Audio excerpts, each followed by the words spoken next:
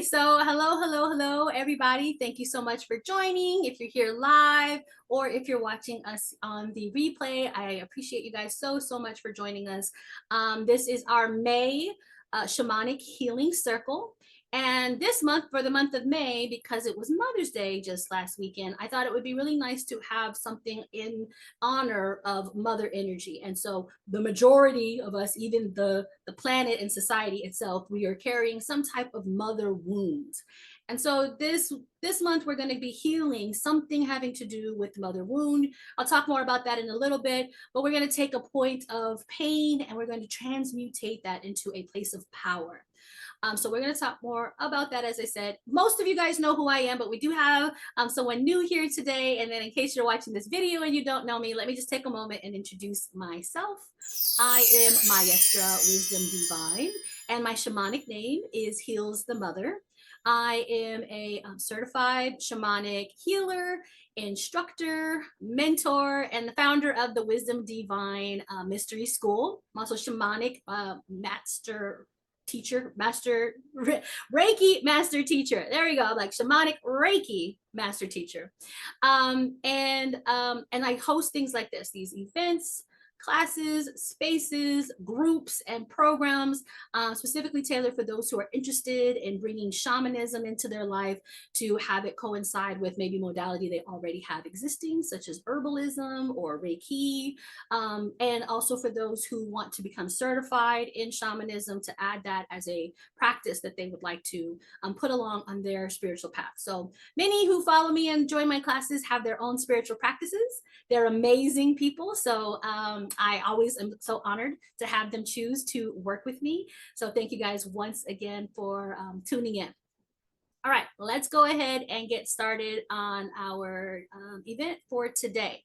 So the first thing I'm going to do is I'm just going to light our candles so that we're inviting spirit and the guides to come and be with us. We're letting them know that we are now stepping into a sacred space, a sacred ground. I'm going to open sacred space in just a little bit. But the candle lets the spirits know that we are now in session. It's okay to come close by. This helps guide even our conversation. So including Derismo, we call it a plática.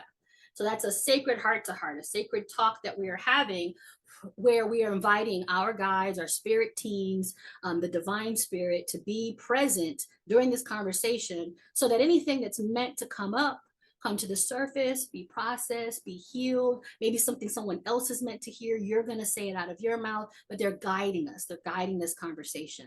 And so I make sure that every event and every session that we have, we always have the sacred heart to heart. And that's why I light the candle, to let the guides know we're ready for that. We're here, we mean business. Okay, so let's go ahead and talk about mother wound. Who here has heard of mother wound? Or let's say the opposite, because probably most of you have. Has anyone not heard of the mother wound? No. You can use your emojis, raise hands, or anything throughout the duration of the event, or you can raise your hand if I can see you, or you can simply come off mute. Okay, so it seems like most people have heard of the mother wound. I'm just going to give like a little brief description of what I mean when I'm saying that. So this is referring to a generational pain that is inherited from our maternal line. So that can come directly from our own mothers, or it can be something that's just kind of passed down on the mother line, on the maternal line in our family. And so these are usually encompassing things such as unmet needs, emotional neglect, cultural, social, and personal expectations that are even put on mothers. So as we're watching our mother struggling through the things that she's trying to navigate that society says she's supposed to be able to do, we're watching her, we're learning that. And then when we become older adults and we're mothers ourselves, whether to children, whether to our communities, whether to projects that we're giving birth to, we now address those things in the same way.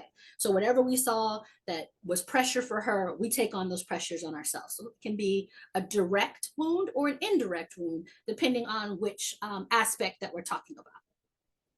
So some of the ways that these are manifested in our lives, some like signs or symptoms that you are suffering from a mother wound, or that the issue, the shadow that's going on in your life is coming from mother wound, could be low self-esteem and low worth, right? So having a mother that could be very critical, or seeing your mother being criticized, again, direct or indirect, can be passed down to us now, where we now feel like we just can't ever add up, can't do anything right. It has to be just so, it has to be super perfect, and we never measure up to that standard. So that could be one way. Fear of success and self-sabotage. Again, if we had a perfectionist type of mother, or we saw our mother get put under the spotlight of perfectionism, that can make us feel like we can't be out in the public. We're not safe to put out a product or open our spiritual practices. We are not safe to be authentically ourselves and open our mouths. And so that would make a fear of success. And then because we have this subconscious fear of success, where our subconscious saying like, well, don't put yourself out there too much, because then you're going to be subjected to scrutiny and failure and pain, then we will behind the scenes sabotage ourselves. We'll do things on purpose. I kind of talked about this a little bit on money wound recently on my feed on Facebook, where I made a comment that said, I don't know who needs to hear this, but you don't really need to make that next online purchase. You're just uncomfortable with wealth sitting in your bank account. And so your comfort zone is to spend all your money until you're back down to zero. That's like a type of self-sabotage around a money wound. But around a mother wound and self-sabotage could be that you are about to step into a leadership role, and then you all of a sudden you're sick and you're calling out of work and you don't want to get out of bed, and then you just finally make it to the point that they have to give that promotion to someone else, or they have to give that job to someone else. That could be a way that you would be sabotaging your success. Next one is difficulty in setting boundaries. If you either had a kind of mother who was smothering or emotionally manipulative, and she did not honor your boundaries raising you, you would now have an issue setting those boundaries in healthy relationships and healthy ways in your life. But also if you watched her do the same thing, if she constantly put herself in the back burner and let everyone call her every hours of the night, she had something to do, but she put that aside to go do something to help somebody else. Not to say that these aren't necessarily possible good qualities to have, but if it gets to the point where you can never say no and you can never set a boundary, and people are always stepping over your boundaries when you do try to set them, then that's not healthy, right? You want to make sure that you're in a place of power, where if you're saying yes to something, it's because you really wanted to. It's because you have the full inner cup that you can pour out to others. If you're pouring from an empty cup, that's not helping yourself or others. So that can be another mother wound. And then a pattern of people pleasing or overgiving. We've all seen the martyrs in our family. Most of us have at least one martyr in our family, right? That they're just constantly sacrificing themselves, right? You got some head nods over there. And so then that can be something that we picked up, because we think that that is synonymous with righteousness. That's synonymous with having a good heart. That's synonymous with being on the spiritual path, right? It's like constantly devoting and sacrificing your own time and your own space for others. That's not the case. In order for us to really be a catalyst for healing from the divine, we have to be an example too. So we can't teach other people that it's okay to say no sometimes, not always be pleasing others, unless we can show them that we're able to do that sometimes. And then a lot of times people feel safe around you when you're doing that. They feel safe and supported, because they know if they ask you to do something, if you really cannot, they can trust that you'll say no. And if you say yes, that must mean that you had the bandwidth, you had the opening in your schedule, and you're able to do that. So that builds trust, and that builds positive relationships. And like I said, it also leads by example. Emotionally unavailability or codependent. So now we're having two ends of the spectrum in one, but going off to the other end. So you might not be the kind of person that says yes to everything. You might be the kind of person that just puts people at arm's length and puts a wall around you, right? Because now people aren't safe. Maybe your mother taught you that. Maybe your mother taught you, you get out there, you're going to get hurt. People can't be trusted. They're always looking out to serve themselves. And then those things stayed with you. And now you're guarded, as though you don't open to receive. That's like a feminine, divine feminine wound there too, right? Because receiving is being very much in our divine feminine energy. So we're closed off. The universe can't shower us with stuff. So we need to be able to be open emotionally to people, to the universe, and be able to access our own emotions so that we can heal our inner children and different fragments, our soul fragments in our life. And then the codependence, that pretty much goes with people pleasing and overgiving. I don't know if anyone here has this misunderstanding, but I do know this is on the internet a lot. I see it still to this day. Codependency is not being so attached to a person that you don't want to be without them. That can be a symptom of codependency, but codependency is like that people pleasing, not having enough self-worth and self-esteem, not having good boundaries. All of those things fall under codependency. And so the background of codependency is a codependent is attached to someone who is dependent, and dependent means an addict, somebody that has reckless behavior, someone that's addicted to drugs, alcohol, workaholism, sexual addictions, things like that. They have this reckless behavior that they are not able to control themselves. At least it seems like that to the codependent. The codependent is attached to that person, or they attract people like that person. There's usually one triggering person in their life, but now they attract people like that because now they feel like they have to constantly fix people. They have to constantly do it for them, step in, and that becomes that martyr, right? There's that martyr thing. Oh, if I don't do it, nobody else will. And what am I supposed to do? They ask me, and if I say no, then what are they? They're going to go get high. They're going to go harm themselves. They're going to go, do something else. And so they feel like they're always on the edge. They have to say yes, or else bad things will happen.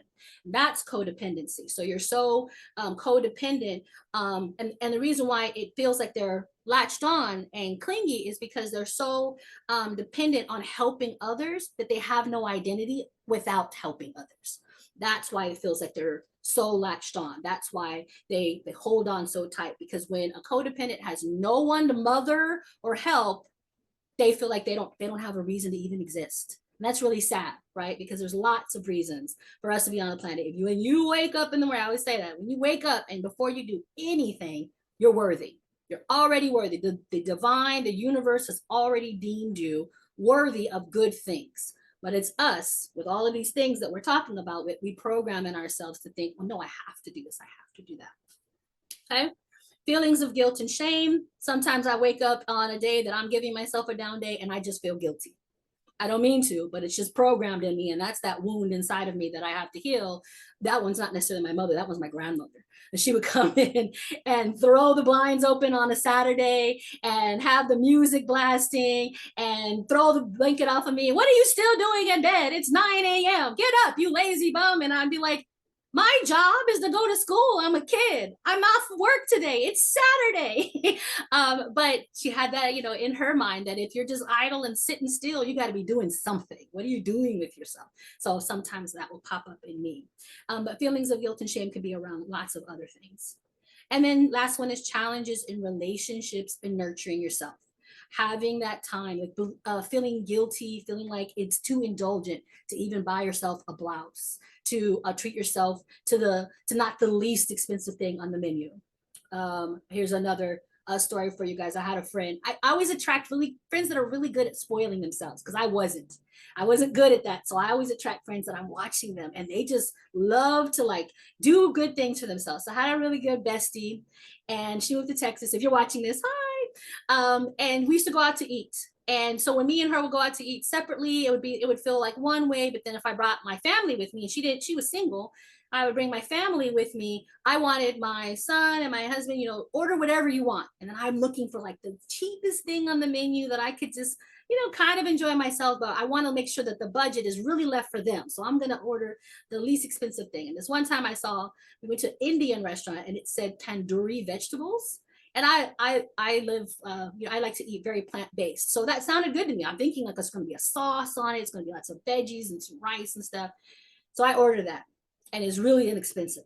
Everybody gets their plates. They're piping hot, curry sauces, smells so good, the naan bread. I get mine, and it's literally a wooden plank with a couple of big chunks. They cut them in big chunks of vegetables that they put on the grill like this, and then put it on the wood. There was no saute, no salt, no cooking it. It was very almost raw still, no sauce, nothing. That and some rice. And she starts cracking up. She was like, "You ordered waxed vegetables? This looks like it belongs in one of those display bowls or in a Chiquita, hat or something. What are these? This is almost a whole bell pepper. What is this?" And I was like, "I didn't know." And I just ordered it because it was really expensive and I thought it'd be good. And she's like, "You got to stop that. Look at the menu and order what you want. Stop doing that to yourself, because look at what you ended up getting. You're going to get what you ask for." And that's true with the universe, right? We get what we ask for. So if we're like, "If you think you can swing it, universe, but I mean, I really don't need it. But if you could just maybe pinch off a little bit of abundance and just give me a little," that's all we're going to get, right? We're going to get crumbs because that's what we told the universe, that that's all we need.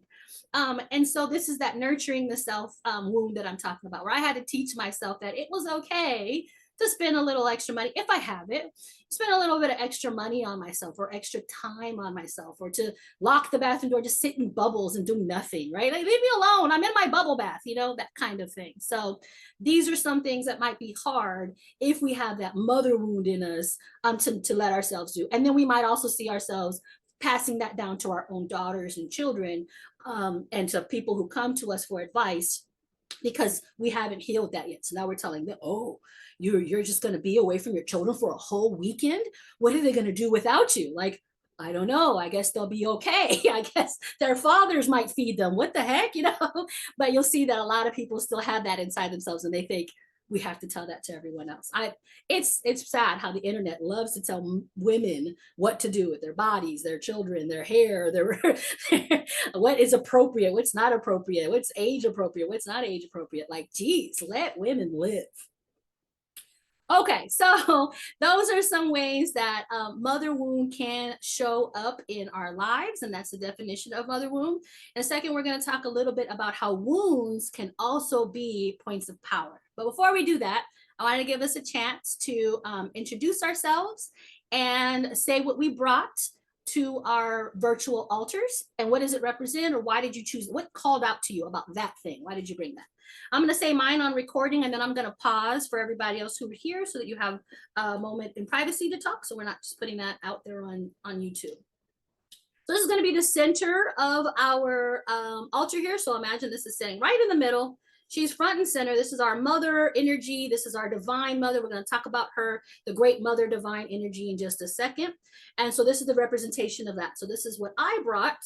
And then to give her a little offering to sit with, I brought this red rose, this dried red rose here from the bouquet that my husband bought me. Whenever I get bouquets, I like to keep either some potpourri or something from every bouquet. So this one was just a whole bud I saved. And so I'm going to sit that right here with her, and she's going to be here for you to lay all of your things around our virtual altar. So let's talk about what we brought now. I'm going to pause.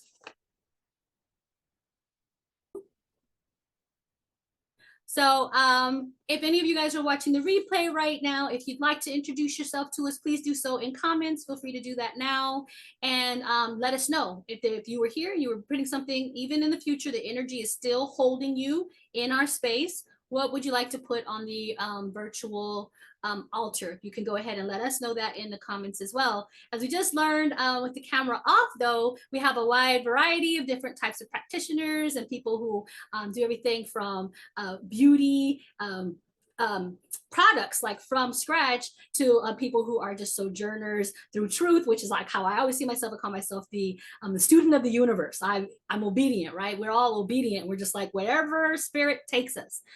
So I feel like we all have that in common. So let us know who you are, who are watching this replay.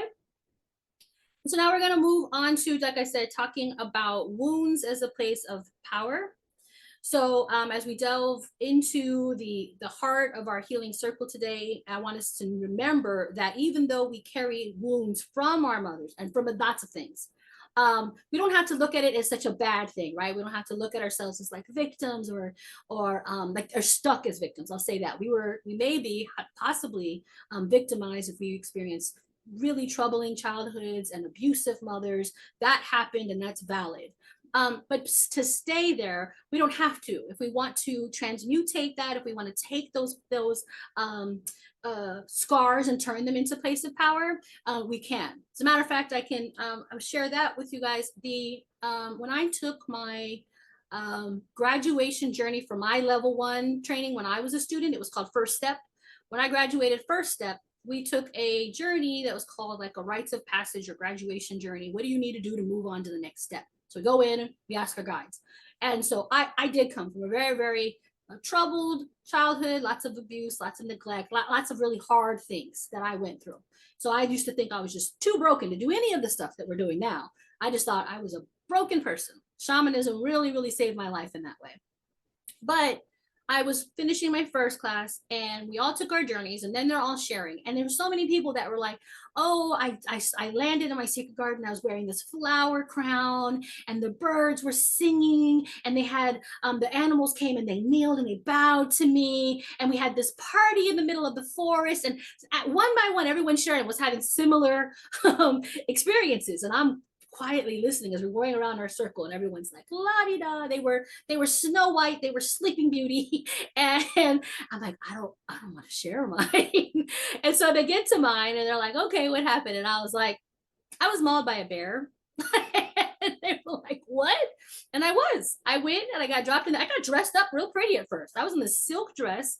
I got dropped into nature and a bear rushed me, boom, and grabbed me by my arm with its teeth and held me in the air, and I was dingling my feet. And it eventually ends up tearing my dress off of me, and I found a piece of fruit and we shared the fruit and we ate the fruit together. That's how I got the bear off of me. And so we ate the fruit. Later on in the journey, though, I got taken by my motherly guide. She took me under these waterfalls and cleansed the wound under the water, and then it healed. And then it had that like scar tissue, kind of like, you know, like almost like keloid. It was like up and like raised and hard now. And it's like you can't, kind of goes numb when you have scar tissue. And she touched that. She pointed at it and she said, you see this? You feel how this skin feels? She said, you will always be stronger wherever you had wounds.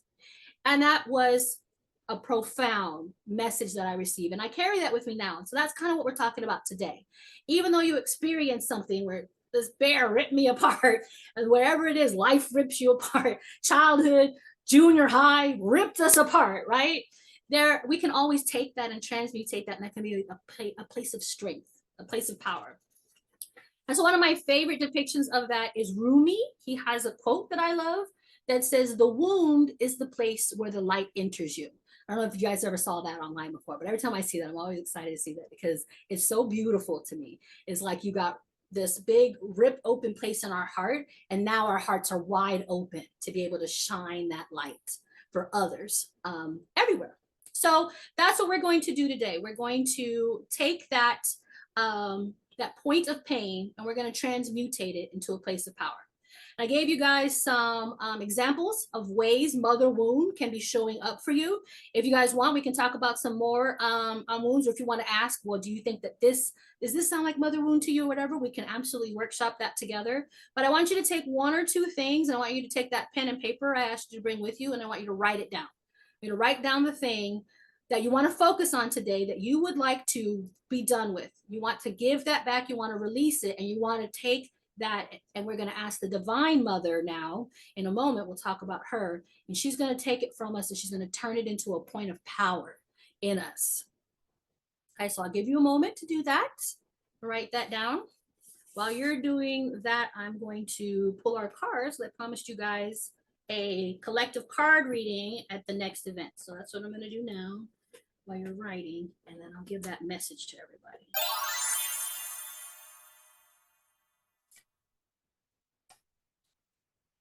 Right away, we got Empathy Venus, the Venus card, guys. And Rose Quartz is on that card. Rose Quartz, Venus, and Empathy. Look at that. And there's that cup I was telling you guys about, filling that beautiful inner cup with all that self-love. It's full of rose quartz. And look at this. Look at this, Kelly. It's got 2 seashells next to it with a pearl sitting inside of it. What an amazing card, guys. We like called in all of the energy that everybody brought forth. We had the golden chalice, like the gold egg that Larissa brought. We got this feminine energy, like our mother things that we added there. We have all of these things that in one place. That's so cool.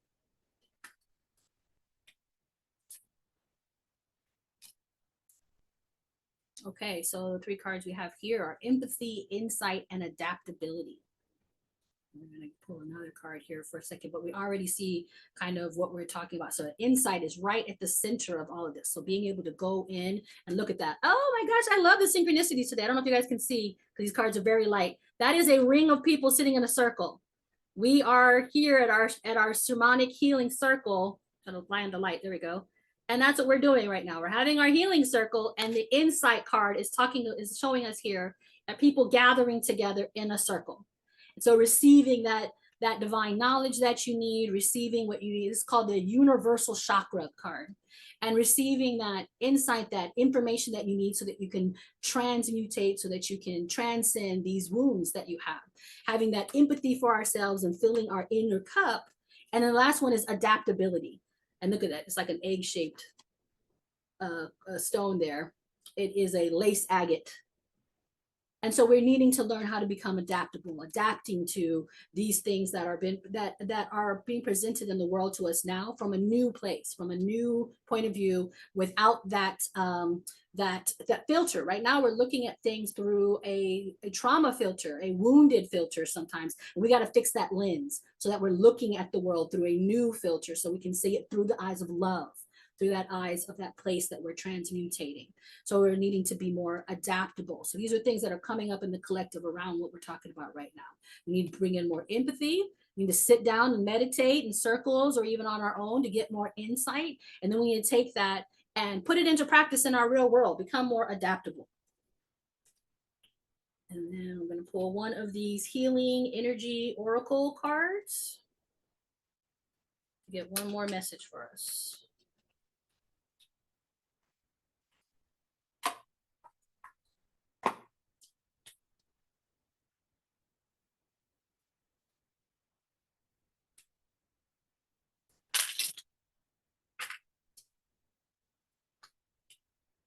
Release.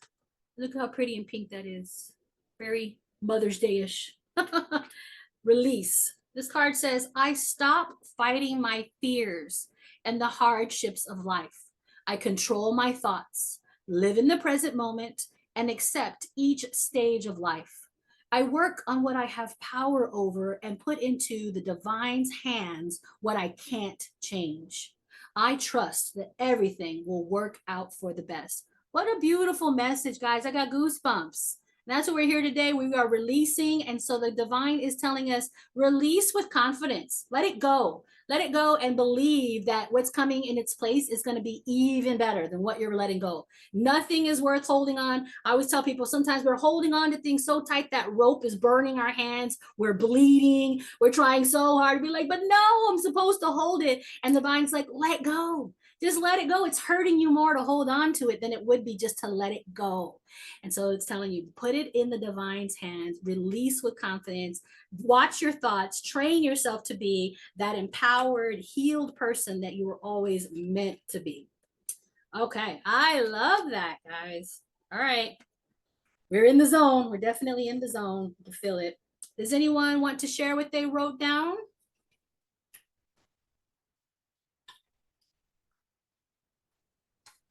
Kelly? I can share. Okay. First, I have to say that last card you pulled, I was like, oh my gosh, wow. Because so my grandma, like one of her favorite prayers was the Serenity Prayer. Yeah.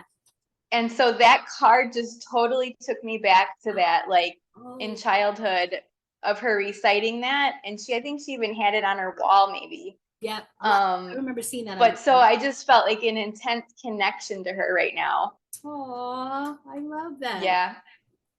But so what I wrote down was I have had this sort of need to fix people, like if they're emotionally upset or something's going on, like, and my husband has even said, can't you just let me be upset? Like, he's like, you don't need to fix it. Like, I'm just trying to get talk to you, have someone to talk to. You don't have to fix it. But that has been so hard for me. I've worked on it a ton over the past few years.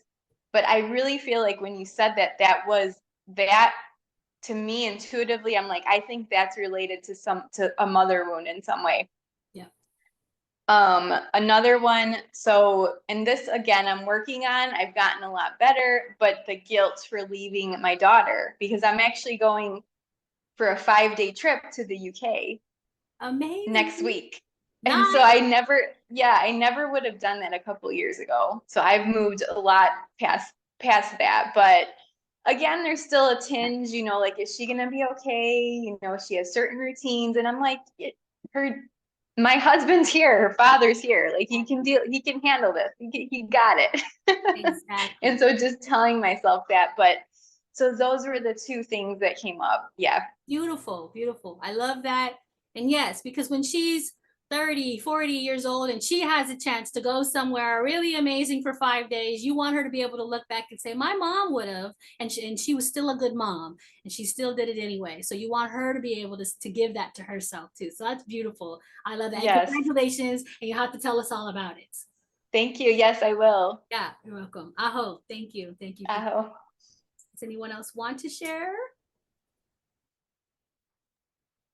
I'll share. Okay. Mine aren't like Kelly's, because mine is just like this long list of stuff, and so I won't bore you with all that. But I will give you a few of them from my list, because I just listed things. Okay. So one of my biggest is the perfectionism issues, which y'all have all been hearing me say that over and over again. Just having to be perfect in everything is so freaking exhausting. Yes. And I'm tired of carrying it. So here we are. Yep. And then self-worth. And I kind of bundled that with being accepted, and the fear of not being accepted is the real situation. Mm-hmm. So and it just kind of flows into everything, like in business and in family relationships and just everything.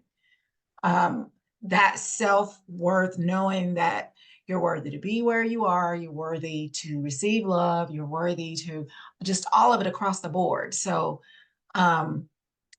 that's my list. And then of course my trigger issues with you know, her has gotten better, but I still need to put that on my list. So I'm working on that, because I feel, and I teach my kids over and over the same thing, that if someone's able to trigger you, then they carry power over you. And so I want to reclaim my power. I don't want to give that away. So that's on the list as well. Right, right. Yes. And it's what my shadow cards and triggers, the card for triggers says that it's very valid to have reasons, you know, that things are going to trigger you. That's valid. But do you want to continue to allow people to allow your emotions to get hijacked like that? And that's what I call that. It's an emotional hijacking. Yeah. I was feeling one way, and now I allowed my emotions to get yanked and, you know, jacked over here. And so do we want to keep allowing that to happen? At some point in time, we want to start having control over our emotions, where we get to say, I don't want to be reacted to that today. Nope, you're not gonna affect me. I want to eat my pork chop. That's an inside story, guys. I want to eat my pork chop in peace. So I'm not gonna let you trigger me today. Yes. yes. Okay, so eats Earth Among the Stars. Thank you. Aho, thank you so much for sharing that with us. Okay, anyone else want to share? Again, you don't have to do this one. I know this one's a little more personal. Okay, Amy, go ahead. I can. I have two here that I've written down. One is self-care prioritization. So I'm also a mother of 2 children, and everything always seems to be more important than myself. Yep. Right. So it's the deferral of that. So prioritizing myself is one of the things I'd like to work on as well. And being here is part of that. And glad I could help. And the other one I have is I've been working on this for a bit too, but it's the idea of to be hidden is to be safe. And this is the lineal line as well. I have Indigenous ancestry, so it's in my family. Yeah. We're I don't know how much to get into it, but it's basically the government would take the children and put them into residential schools. Yes. And so my family line, my grandma hid and didn't get registered for being Indigenous. Right. And so then the family was hidden to be safe. And then I find that that energy has carried on, and it's almost like a self-sabotaging energy, because if you're hidden, then you're safe. But if you're hidden, then you can't do a lot of things, right? Yeah, exactly. You can't ask for stuff. You can't step out into the world and be authentic, right? Yes. Yeah. Yes, absolutely. That's really, really powerful. And I think that that crosses to a lot of cultural lines as well. And so I know exactly what you're talking about. In the schools that they took them, and they thought it was completely okay, because in order to, if for you to be an Indigenous family to them meant that you weren't fit automatically. You weren't even allowed to have the same rights, because by definition, you weren't giving them this very, very American dream, Christian home. So it's our duty to come and yank those children right out of those homes. And it's really sad and tragic. A lot of people still to this day are finding their way back to the families that they didn't even know that they were taken from. And so that happens a lot, in a lot of cultures. And we know that it happened a lot in slavery, with the, African Americans. For instance, we have tons of family members that, like, every so many years on our family reunion, like, newsletter, someone will say, like, we found another family. Now that they have those DNA things where you can go online and you do it, and they're like, hey, you have a bloodline cousin that lives over here. But it's because my particular lineage, just that one group of family, they fled the plantation, and they went and set themselves up somewhere, and they had to hide, because in order to flee, a murder had to happen. And when they fled, the woman, she was pregnant, and she was pregnant with a half Caucasian baby. So we have, surprise, we have Irish blood in us now because of that. So we claim it, that we are from Irish lineage as well as other lineages. But they had to hide, and they changed their last name even. So it took us a while to even realize our original last name was Morgan, not Jones.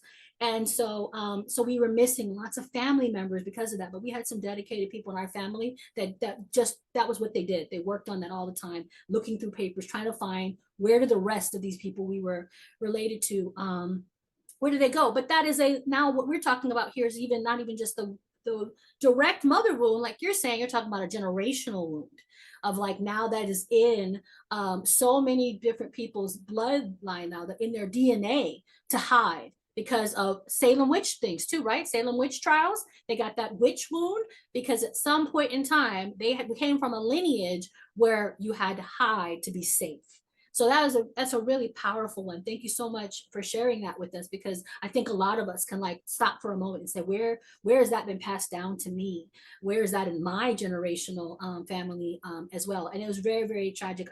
They have more information now that we have the internet. The internet's, it's got its cons, but it's got its pros, because now we know stuff like that was happening to these Indigenous families that we didn't know that those things happened, because the government could keep it hidden. So I love that. I love that you're ready to transcend that and come out of that and be seen and come out of hiding. And as far as, like, putting yourself on the back burner with your children and coming here today, we commend you for coming here today. I was just going to throw my little anecdote at you from that. No more accepting wax vegetables. So when you put yourself on the back burner, remember me and be like, what, am I giving myself wax vegetables here? I think that I deserve better than this, because this feels like wax vegetables. So there you go. Now you can add that to your list of, like, little things to think of, little examples. Okay, but thank you so much, Aho. Thank you so much for sharing that with us. Okay, and I think we got all the share stuff for Louisa. Did you want to share what you wrote down today? Okay. I wasn't going to share, but Okay. it resonated so much with what I wrote down on my share that I felt like we had to complete the circle and connect. Sounds good. Right? Sounds good. And so what I put on my list that I wanted to heal was my own insecurity, and that would be around projecting my own issues onto my daughters and how I parent. Mhm. And so the ones that really came to the top for me was in reference to the abandonment issues, trying to always be safe. Like when we talk about like the insecurity of the root chakra and being safe that you just talked about. Mhm. And also the money wounds of, you know, not having, lack, scarcity, things like that, and putting yourself last. Yep. All of those things. All of those things. Like you said, very foundational things are passed about, that are passed down. And we remember we're not that far away from the Great Depression. Our age, right? Our generation, we didn't, it's not too far away where it still was affecting us. So our grandmothers, our mothers, they were touched by things like that lack and that scarcity. So even though there's still poverty running rampant now, but that Great Depression really had an effect on our grandparents and our great grandparents. So that's still something that we don't feel, so we still not at that place yet where we feel safe when it comes to money, right? We're just like constantly, we can't sit still because we got to be doing something, because we got to be working towards preparing for the next tower event, right? So to use a tarot terminology, we're waiting for that tower to fall again. So we're like, okay, we got to always be prepared. If you're sitting still, we're not preparing. And that comes from a place of fear, right? It's a lot of fear around not allowing ourselves or our children to just be. Because if you're going to just sit there and just be, then you are putting yourself in danger. You're leaving yourself open for that risk. So yeah, those are great ones. Those are really good ones, powerful as well. The money wound, it's not mentioned in our list, but definitely money wounds come from maternal wounds very often, like very, very often. A lot of times that's connected to father wound as well. But depending on who our mother was and how she was to us in our lives, a lot of money issues. My mother was a workaholic. I almost never saw her. So workaholism is a mother wound for me, and the fact that it was because of money makes that a money wound for me as well.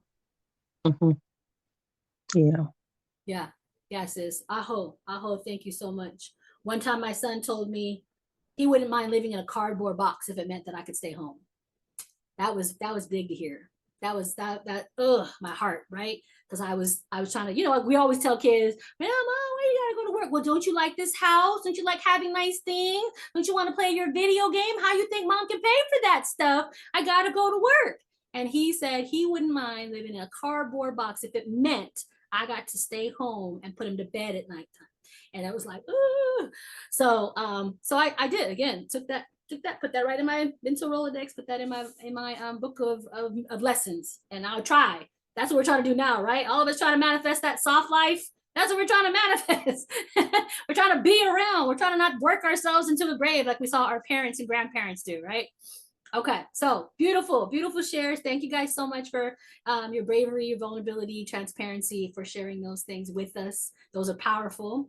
So now we're going to take those things, and you can take those things even further if you want to do something in the physical after this event, and you can take them, you can bury them in the ground to give them to the earth. You can take them and burn them to give them to fire energy. You can, if you want to transpose it onto that paper that melts in water, that you put it on the water. It's like a wish paper, kind of wish paper, like usually with fire, but they have ones that dissolve on the water. You can rewrite it down on the dissolving, and you can give it to the water. You can whisper it and then just pour your hands into the water. So there's ways that you can do these things and using the elements after this event, if you'd like to take it a little step further. But what we're going to do today is we're going to take a journey. We're going to ask the Great Mother Energy. So we're going to talk a little bit about Great Mother Energy really quick. Just want to introduce her to you, because we could talk about her forever. That could have just been a class or an event just on her own, but she spreads across lots of different cultures. And it used to be many, many, many moons ago, there was ancestors, the ancient ones. They were very feminine, maternal, mother-based in their religions and their spirituality. Everything was like a gift from the mother. And they might have called her something different depending on the culture, but they recognized that, like we hear now, Mother Nature and Mother Earth. They recognized that we were able to eat, breathe, live, have water, have the things that we need. They were provided by this feminine energy, this great mother energy that took care of us and provided all of our needs to us. And so the ancient ones, they had it right. They knew that. At some point in time, those of you who came to my my Halloween event, we talked a little bit about how the church started to separate that, started to demonize and make the mother a bad thing. And so now the feminine stuff, witchy woo-woo stuff got called all demonic and stuff. So at some point in time, that switched over. Many moons ago, it was beautiful, it was sacred. And so she still is there. She's still around us. Sometimes we call her Pachamama, Gaia, Mother Earth, Asasaya, right? We have lots of different ways that we refer to her. And she's this great, big, beautiful woman that we live inside of the belly of her womb. She's there caring for us, and she's providing us everything that we need. And she cries with us when we cry, and she feels for us for what we go through, and she watches over our children for us. You know, they say God takes care of babies and fools. The mother is taking care of babies and fools. That baby that almost fell into that well, the mother is like, let's back up here a little bit. You know, and then the teenager that was drunk driving, but by the grace of something came out alive, that the mother is like, no, you're not meant to go yet, it's not your time. So the mother's always watching over us. And so when we don't feel like we have a good connection with our own mother, our physical maternal person that gave birth to us, even if you were adopted, you could still have a rough relationship even with your adopted mother, right? But our mother figures in this lifetime, we may feel like our relationship is strained, or we can't go to them with our problems, or they don't understand. When we bring it up, they're like, I don't have time for this stress. Get out of my kitchen with all this nonsense, right? They don't want to hear it. So we don't know where do we go with all of this stuff that we want to heal and dig into those things that we had to keep quiet for so long. The mother is listening. She's there, and she wants to help us. And so she came to me for this event and said that she wanted to help us to transmutate this mother wound. It was just going to be a mother wound, not transmutation, but just a mother wound event at first, where we were just going to go in and do a journey on mother wound. What needs to be healed? What's something that just needs to be brought up? But the great earth mother, the great mother spirit came to me and said she wants to take something that you guys are ready to release, and she wants to transmutate that, digest that, and give birth to something new in your life for you. So we're going to do that today. We're going to go into journey. We're going to ask for the great mother to speak with us and to do that transmutation for us. And so I'll talk a little bit about journey for those of you who are watching the replay, or for who don't necessarily journey or haven't done shamanic journeying yet. I always make sure that I give a couple of tips on what we're going to do. So when we have classes and I have students, we have certain initiations that we do. We have certain ways that I know that I can get you into the shamanic cosmology, middle world, lower world, upper world. And once we have that initiation, we're good. But for the public, for those who are the uninitiated, we usually have to have some type of chaperone, some type of steps that get us into journey. Okay, so that's what I'm going to talk about a little bit now. In case you are taking a journey for the first time and don't know what to do, we got you covered. Okay, so what I always suggest, if you want to take a journey, now let me just real quick also say, if you just want to go to meditation and you don't want to do the journey, that's fine. You can just go ahead and if you're watching the replay, you can skip forward right to where you just hear the drumming, and you can just go into meditation. But if you want to try and journey, I suggest that you think of a place in nature that you've been to before, that you can recall with vivid memory. You can hear the water running, you can hear the birds chirping, you can hear maybe if there's leaves on the ground or twigs when you walk, you can hear the snapping of those leaves and twigs underneath your feet, or you can feel the plush, lush grass under you. You can feel the air, you can smell the sea, the creek that's bubbling past you. It can be any kind of nature. It doesn't have to be a beach or a forest. It can be the desert. It can be anywhere in nature that you've been that you can recall. It can be from childhood or more recently, wherever. Think of that place right now. Where are you going to go? Okay. Now, you're going to go and picture that, and you're going to do just like I said. Get yourself there by pulling as many of your senses into it as possible. What does it feel like? What does it sound like? What does the air taste like? Bring in all of these senses that you possibly can. When you feel like you're there, walk around, look around a little bit, get yourself acclimated to make sure that you feel like you're really there in person. and then look for a tree. You look and you're going to see a tree. It's going to stand out to you. I don't even have to tell you. You're not going to need me to tell you. You're going to know that's the tree. It's standing out because either it's really, really huge, or it's really, really tall, or it's all glowing. It's got little fairy glittering lights around it. Something about it is going to call to you. We call this the tree of life, or the axis mundi. This is your access point to all of the different dimensions and worlds. That's your version of it. It can appear however it wants to. It can be a palm tree with Christmas lights wrapped around it if you want it to. You go over there to that tree, and now you're going to look for something, a guide, an animal to meet you and take you to the next place. Very often it's a butterfly. Butterflies are really good at being gateways between us and the spirit realm. So if you see butterflies, follow it. But if it's anything that shows up, a deer, a badger, an orb of light, follow that orb of light, follow whatever it is until you come through nature. You'll come to a clearing. It'll be completely clear. A circle will be there, a fire, a group of people, of guides, beings. It's going to feel like this is where I'm meant to stop.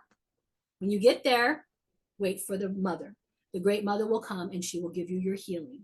Okay? We got it? Any questions? Nope. Okay. So when you get there, you might see a guy that you have always talked to lots of times. If you've done this many times, that's perfectly fine.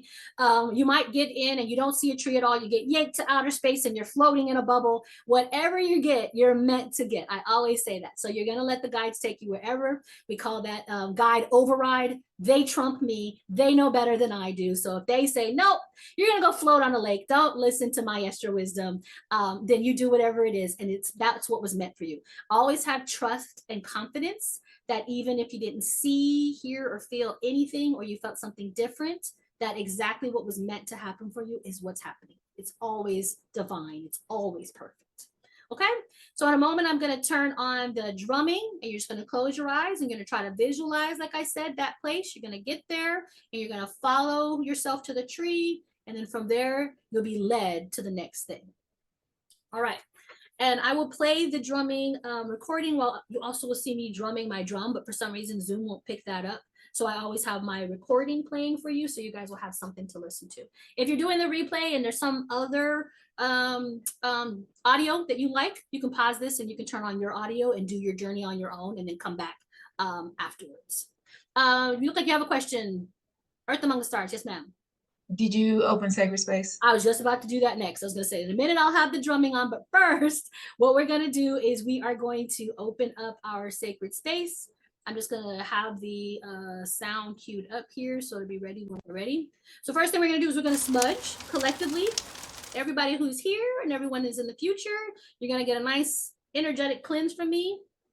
Our Yerba Santa has been the smudge stick lately. She has been wanting to be out all the time. I keep waiting for them to tell me I'm switching to something else, but nope, it's been Yerba Santa for a while. So that's what we are smudging with today. And as I get ready to smudge you, just have in your mind an image of yourself. Just bring yourself to your center, feel your energy really coming into the present moment, into your body, and then send that consciousness, that essence down, down, down, down, down, till you get to your root chakra. You could be sitting on it right now if you're sitting down, or if you're laying down. It could be the bottom of your feet, or it could be the bottom of your tailbone. Imagine roots coming out of that, going down into the Mother Earth, down, down, down. Send those roots right into her. Let her carry you. Let her take all of that from you. And then you're going to also picture your crown chakra above your head. It's opening up like a big white halo. It's inviting divine white light to come right down through your crown chakra to wash over all of your chakras, sending everything you're releasing, melting away, down, down, down. And as you hold that image, I'm going to start smudging, starting at the crown chakra.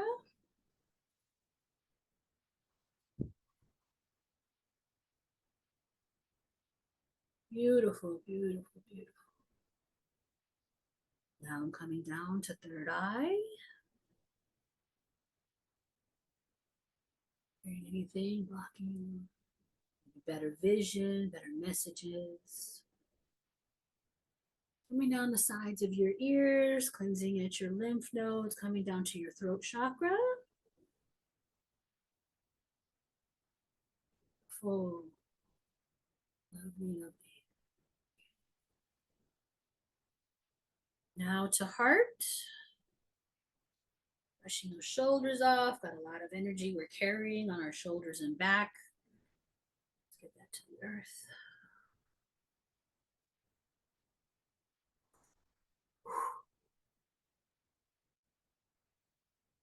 Okay, now in your solar plexus.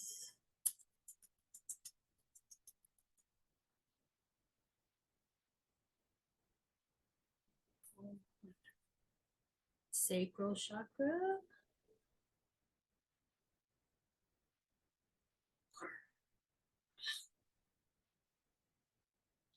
And now to your root.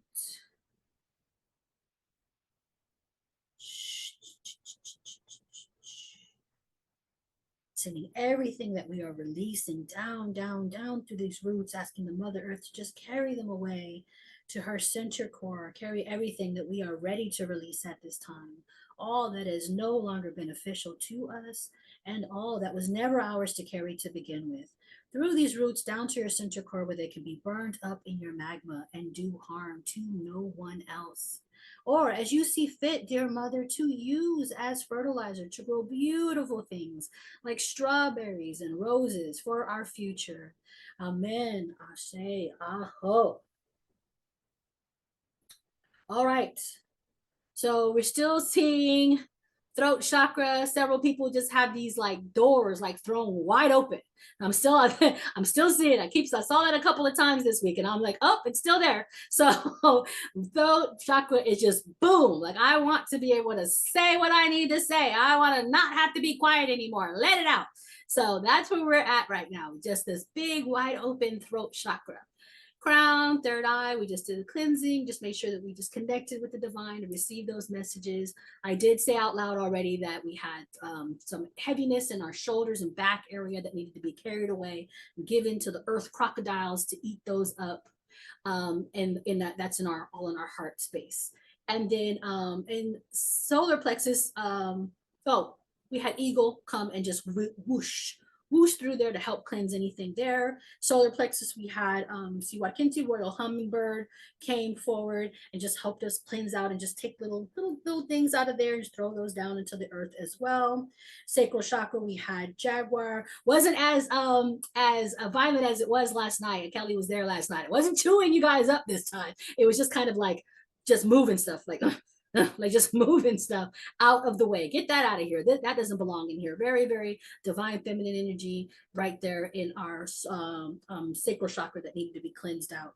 And then our roots. Our roots are all these very beautiful red lotus flowers today, just spinning, exactly how it's supposed to be. But I still asked Sachamama to come and take anything that was released today that needed to be let go, just drive that on down. She just took it all down and gave it to the Mother Earth. So that was our chakra smudge update for today. Aho. And then let me go ahead and open up Sacred Medicine Space now. You can feel free at this moment to give permission to your guides, your protector guides, your guidance, your spiritual guidance who are here for your good and for the good of the entire collective.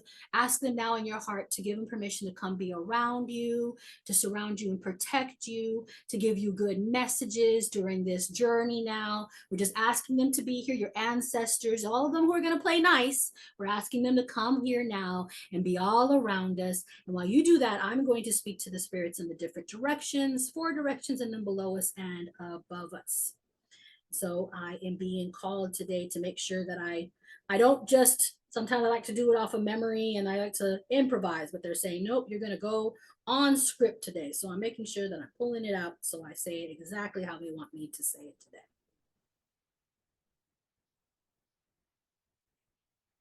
Okay. Again, just inviting, feeling it in your heart, seeing that circle of protection around all of us, thanking them in advance. As I speak to the spirits of the South, and all spirits, including that of Sachamama, Great Serpent Mother. Wrap your coils of light around us. Teach us to shed the past the way that you shed your skin, all in one piece. To be belly to belly with the Mother Earth. Teach us the beauty way. Guide us and protect us. Aho. Now speaking to the spirits of the West and all spirits, including that of Otorongo Jaguar. Mother, Sister Jaguar, protect our medicine space. Teach us the way of peace to live impeccably. Show us the way beyond death. Help us to mulch all that we are releasing today and to lay it at the foot of the tree of life. Guide us and protect us. Aho.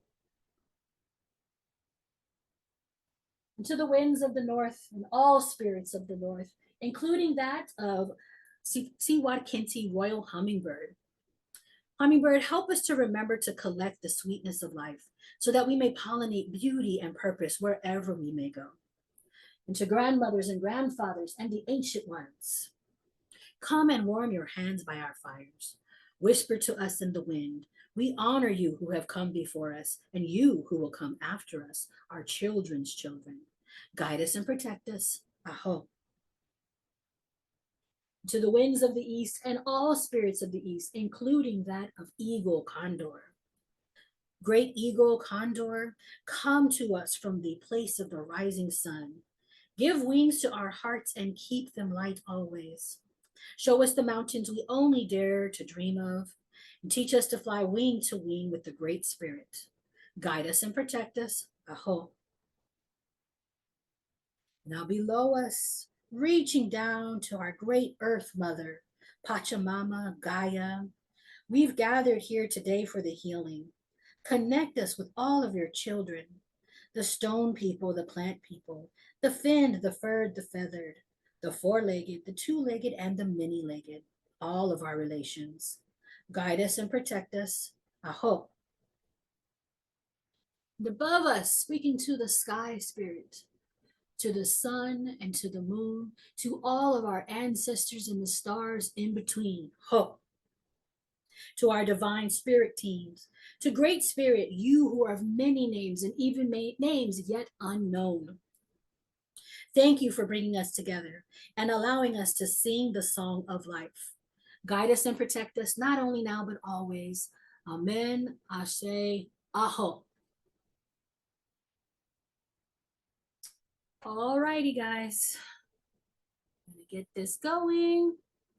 Once again, as a reminder, your intention today, God Journey intention, is to go into Journey and receive a mother wound transmutation from the Great Mother.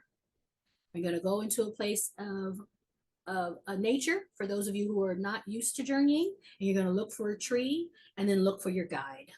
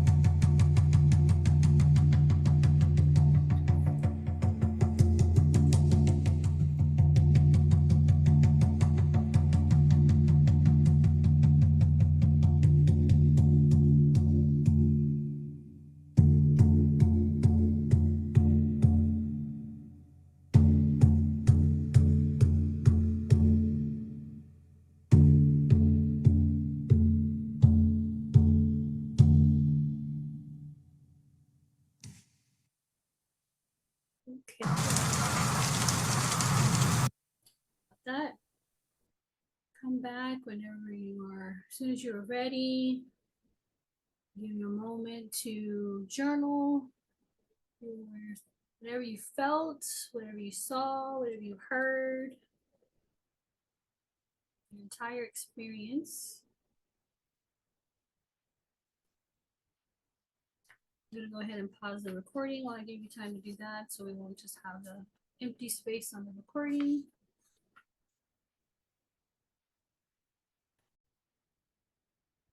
You guys can continue to journal, and as you do that, I'm just going to do my little quick announcements. First, obviously, is for the channel. Anyone who is watching this replay, if you enjoyed today's ceremony and you like content that has to do with shamanism and spirituality, please feel free to subscribe to this channel, like this video, and comment below and share this with anybody that you think would benefit from the mother wound healing that we did today. Next is to invite you, obviously, if anyone would like to work with me one-on-one on mother wound or any other healing that you feel like you might need, soul retrievals, different types of shadow work, different generational healing, the things that we talked about today, we are able to do that on a one-on-one session and customize that for you.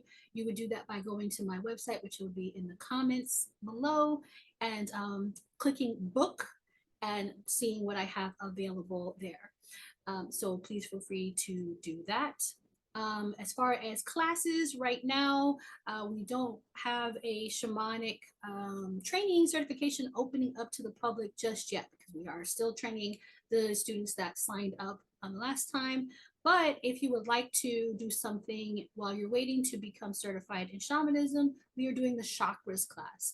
And so we are going to be activating our heart chakra coming up on the next, it's going to be the full moon that's going to be coming up next. So that will be on this Thursday coming up in this coming up week. It will be on Thursday. We come together, we do a moon ceremony, we activate our bonding time with our chakras, with the blessing from the moon, and then I give you a packet of resources that will show you different ways to bond with your heart chakra, recipes, mudras, yoga poses, shadow work, journal prompts, and we also have a Facebook community where we come together and we share those things. We have our resources, and we give each other support throughout the duration of our chakras. It's always good to work on all of your chakras. So if you're interested in having the ones that you missed, root, sacral, and solar plexus, you can see me about receiving the replay for those. But if you'd like to start going forward with heart chakra, please feel free to join us, and you can sign up for that on my website as well. Okay. So that was the announcement portion. Got that out of the way. Now I'm just going to start by telling you guys my journey before I open up for you guys to share what you might have received. So I always open up space and set the intention that anyone who is going to see this in the future, no matter what, they receive the healing that they need. And so I go into journey on my end to take on anybody that maybe I needed to go in there and help out and do any part of the journey for you. So as I did last time, I shared the notes for the things that I saw. So if this is you, then go ahead and claim that this was you. You don't have to do that publicly, but you can just say, if it feels like I'm talking to you, then that might have been you. And it applies to more than one person, because I saw, like the last time, I'm getting these crowds of people in my sacred garden now. So it's like a ton of people. So today I had a ton of butterflies, maybe because I mentioned butterflies. I had a swarm of butterflies, and then I followed them over to my into my sacred garden, and then there was a crowd of people, and they all had to get into the river to wash. So again, this is going to apply to many people at once. The mother goddess came in, and she said, you know, some of these things are like they're applying to more than one. But the very first thing that happened when I went and got there after the butterflies led me further into my sacred garden, there was a woman who was there, and she was hysterically crying, just crying and crying. We could not console her. So we brought her over to the river. We brought her into the water to wash her off. And we finally said, sister, why are you crying? What's the matter? Talk to us, tell us. And so she finally tells us that she lost her child. and she's holding her arms like a baby, but it's empty in her arms. And she said that she cannot get over this grief. Ever since she lost her baby, she's stuck and she doesn't know how to heal and she doesn't know how to move on. And so right away, that was heavy. And I had to breathe like, okay, so it's gonna be a heavy one today. Got it. All right. So that's when I called in and said, okay, well, I'm looking for the Great Mother. She said she was going to come in to help today. And then she came down. She came down in this like white light, like yellow and white light. And you couldn't see her like skin and stuff. She was like translucent, like made out of the shape of light. Like light was shaped like a woman. And she had on this like crown with like stars coming out of the top of each one. And she was wearing this big dress, but it was like round, like the sun almost. It looked like it had like maybe big sleeves, and I could see her arms. I could see where a face would be, but it was all light. Like I couldn't make out the features, but she was shaped like a woman. So she came forward and she took the woman and she picked up where the empty arms were. She picked up a baby. A baby actually appeared when the mother goddess went to go pick it up, and she put it in one arm. And then she took the woman and she picked up the woman and put her in the other arm. And she said, I carry this baby with me. I hold this baby for you, but I also carry you too. And so you two are never apart, because you're always together in my arms, and I hold you both. And so that was a message for somebody. And so she consoled the woman by showing her, look, your baby's right here next to you. I'm holding you both. And the woman was able to hold her baby and grieve. And so that was the first healing. And so put that to the side. Next, my direction got taken to this woman. She's wearing this like business suit, like a green, really sharp, really nice suit. And she's working and she's working. And she like never goes home to her kids. And it looked like she had like 2 children, maybe son and daughter, but younger children. And she never goes home to her kids. And the children could have been a representation of young children. They could be older. But the thoughts going on for her that she was coming to us with was, I don't even know how to go home and be a mom to my kids, because I don't know what a healthy mom looks like. I don't know what it even looks like to be a good mother. I'm terrified of being in the same room alone with my children, because I don't think I'm going to do a good job. I was never taught how to be a good mom. And so I just kind of stay away from my kids because I'm so afraid that I'm going to mess them up.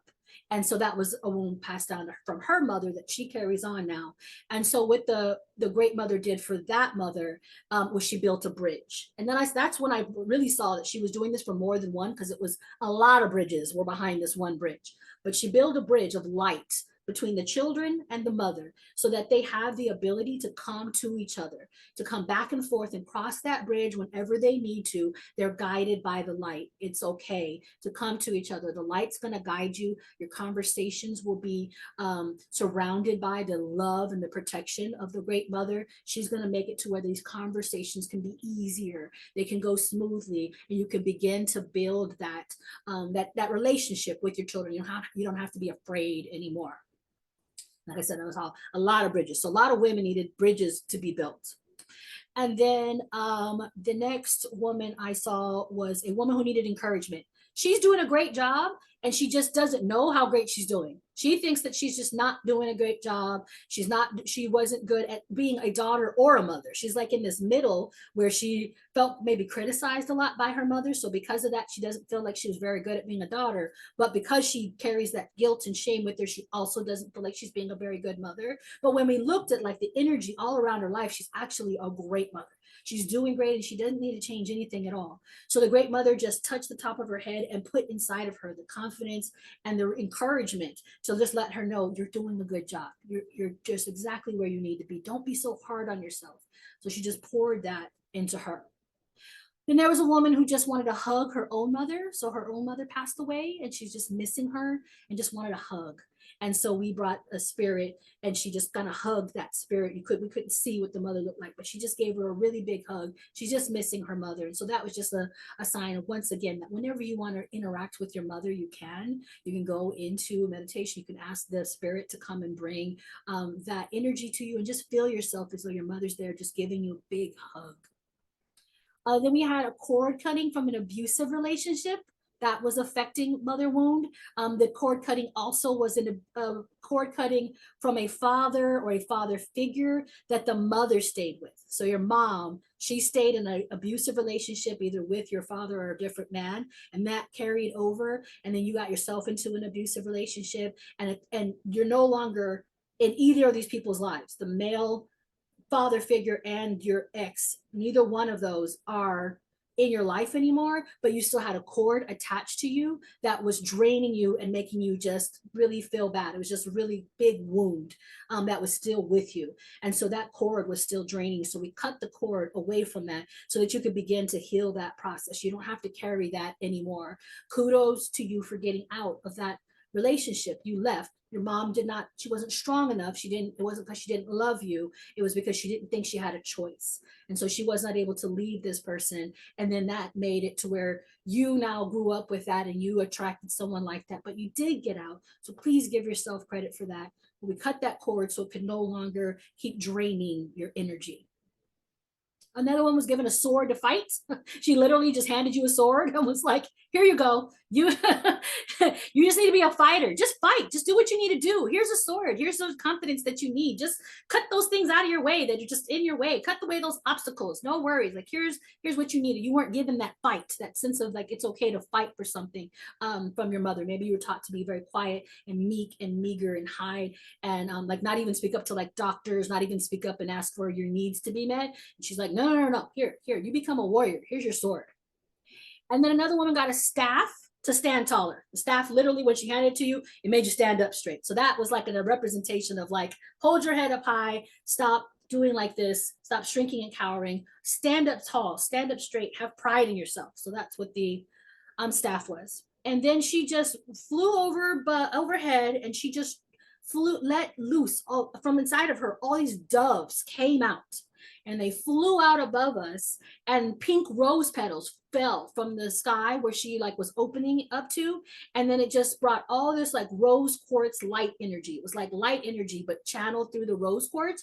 And she shined that down on all the crowds of people and even on my river. Like she just charged the water up in the river with this energy. So anybody who walked through that water was just getting cleansed. It was just like, here you go. Here's what you need. Here's what you need. And so she just did that to kind of like sweep one generic, like one big bucket of healing on everybody who needed it. And that was the last thing that she did. And of course, I gave her offerings, thanked any other guides that showed up and came with us. And I was back a little bit early, so you might have seen on the recording that I turned off the camera so that I could write my notes because I was back around 9 minutes and some change from my journey.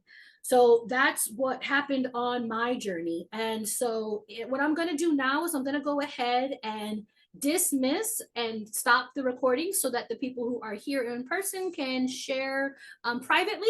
And that way they can feel like if anything vulnerable is happening, they don't have to feel like it has to be on camera. So I'm gonna go ahead and say thank you now to everybody who came, everybody who's here on the replay. Thank you so much for watching. Please share with us anything that you received, any visions, any messages that you received. We'd love to hear about them. We'd love to support you. And let me know if there's anything else that comes up you're not sure, maybe if it has to do with this. Remember, we transmutated this energy and you received a transmutation of this point of pain into power. That was the last thing, sorry. After she charged the water, she made everyone walk through the water and she said, okay, now you're not the same anymore. Walk through this water. And when you go from one side of the bank of the river to the other side of the bank, tell yourself you are now a new person. You are no longer carrying the things you released today. You are new. So she made everyone come out on the other side of the water after she charged it with that energy, that rose quartz and clearing self-love energy, so that you would remember now that you just got a renewal, a cleansing, a purification. It's gone now. You gave it to her and she turned it into something else for you. And I don't even know all the things that she turned into for everybody. You guys, that's going to keep growing for you even in the future. So it might even take a few weeks that you might come back and be like, this all of a sudden I didn't notice, but I'm able to do this now. And you'll notice that it came from there. The other thing I wanted to encourage anybody who's made it this far is write a letter now to the mother goddess energy, the great mother energy, whether you call it Mother Earth, whether you have a name or guide in mind, give it some sort of personification, and now write a letter of thank you, write a gratitude letter to her. We released one thing with the first piece of paper, but now the second piece of, or on the second part of the paper, now the other thing I want you to write is I want you to write a letter. It could just be 4 lines. That's what they kept showing me, 4 lines. They kept saying just 4 lines, just 4 lines. Even you can make a little poem out of it, whatever you want, just showing your gratitude for the work that she's doing, for the healing that she's giving you today. Even if you don't sense that it's happened already, with confidence, thank her in advance for the change that she's made. All right, I'm going to go ahead and release the recording now. Thank you, thank you, thank you. Goodbye to everybody. Mwah, mwah, mwah, mwah.